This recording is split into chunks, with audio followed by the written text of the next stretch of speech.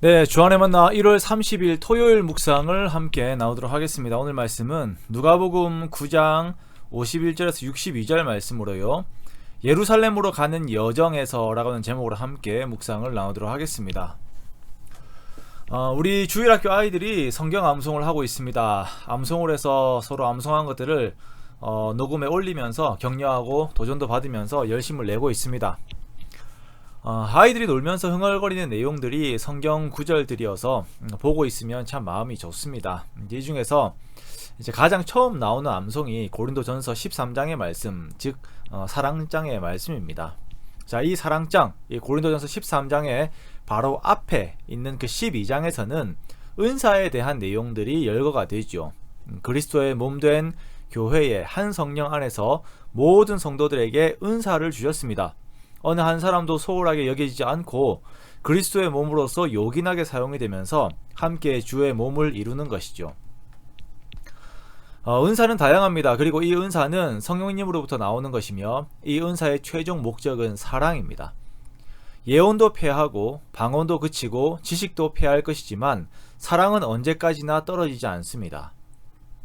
사랑, 자, 이것은 주님께서 교회를 통하여 드러내려 하시는 하나님의 귀한 성품이며 모든 성도들은 자신의 존재를 통하여 자신에게 주신 모든 은사들을 통하여 하나님의 사랑을 드러내야 합니다. 이것이 우리 모두의 사명입니다. 이것을 이해하지 못하면 교회의 사역이 그 은사를 통하여 이루고자 하는 그 방향이 엉뚱한 곳으로 가게 됩니다. 오늘 본문에서는 은사의 용도를 잘못 이해하고 잘못 사용하려 한 제자들의 모습을 보여주고 있습니다. 오늘 본문의 시작은 예수님의 굳은 결심으로 시작을 하는데요.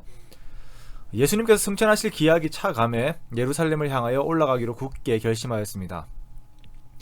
예루살렘으로 가는 길이라고 하는 것이 승천도 있지만 그 앞에는 십자가라고 하는 어마어마한 고난이 기다리고 있는 것입니다. 이 길은 예수님께서 굳게 결심을 하셔야 할 만큼의 힘든 여정이었습니다. 그러나 이 길을 예수님께서는 꼭 걸어가셔야 합니다. 왜냐하면 그래야 주의 백성된 우리들이 구원을 얻기 때문입니다. 이 길은 고난의 길이지만 그 속에서는 우리를 향한 하나님의 사랑이 담겨있는 길입니다. 예수님께서 이 길을 걸어가심으로 인하여 하나님께서 우리에 대한 자기의 사랑을 확증하셨습니다. 그런데 이 길에 하나의 방해가 등장하죠. 바로 사마리아인들입니다. 갈릴리 지역에서 예루살렘으로 내려오기 위해서는 사마리아를 지나는 것이 빠른 길입니다. 그러나 사마리아 사람들은 유대인들과 사이가 좋지 않았기 때문에 예수님이 지나가시는 것을 거부해요. 자, 그러자 이러한 상황을 접한 야고보와 요한이 분노를 일으키죠. 그러면서 예수님께 묻습니다. 주여, 우리가 불을 명하여 하늘로부터 내려 저들을 멸하라 하기를 원하시나이까? 라고 이렇게 물어요. 우리가 어제도 보았지만 예수님께서 이들에게 은사를 주신 것은 마귀를 대적하라 라고 하신 것이에요. 그런데 이 은사를 사람에게 대한 감정적인 대응의 요소로 사용하고자 하는 것입니다.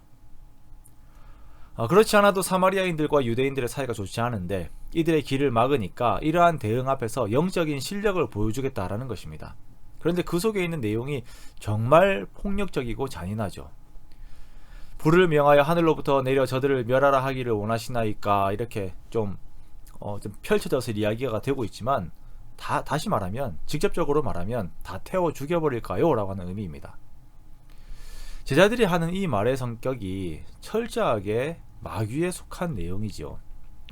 모세 율법에도 보면 눈은 눈, 이에는 이, 손에는 손, 발에는 발로 갚으라 라고 합니다.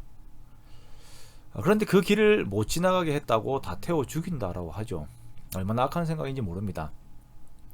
창세기의 라멕이라고 하는 사람의 노래를 보면 그가 그의 아내들에게 한 소년이 자기에게 찰과상을 입혔다라고 하는 이유로 그 소년을 죽였다라고 노래하는 장면이 나옵니다.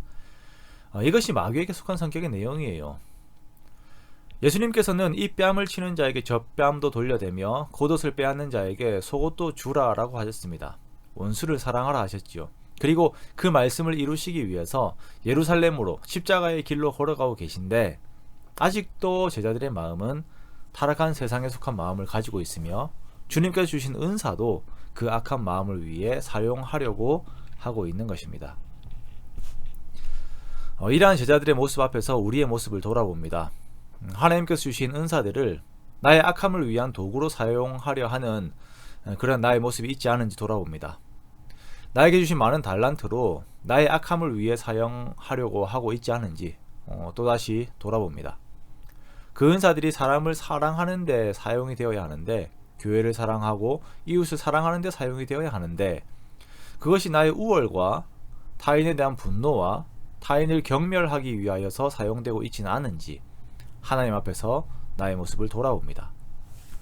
그리고 이 모든 것의 근본의 마음인 나를 사랑하신 하나님의 사랑의 마음이 나에게 머물러 있는지, 그것이 소멸된 메마른 영혼의 상태가 아닌지 나 자신을 돌아봅니다. 제자들의 이러한 모습과 나의 모습 속에서 좌절하지 않는 것이 이 야고보와 요한의 이후의 모습 때문입니다. 지금 제자들, 이 야고보와 요한이 이러한 모습이지만, 이후에 이들이 성령을 받고 하나님의 큰 은혜를 받은 후에 야고보는 예수님의 제자들 중 첫 번째 순교자가 되었고요, 요한은 그의 별명이 우레의 아들에서 사랑의 사도로 변하게 되죠. 요한복음과 요한서신들을 보면 얼마나 사랑이 충만한지 성경을 통하여서 보게 됩니다. 이것이 우리를 향하신 예수님의 능력이에요. 우리의 모습이 아직도 많이 연약합니다. 내 마음에 그리스도의 마음이 아닌 옛 사람의 마음이 여전히 남아있어서 하나님께서 주신 수많은 선물들도 나의 이익과 분노와 같은 나의 감정을 위해서 쓰려고 합니다. 이런 모습들이 있다면 주님 앞에 엎드려서 먼저 함께 회개하면서 나아갑시다. 그리고 나를 변화시킬 성령님을 계속 의지합시다.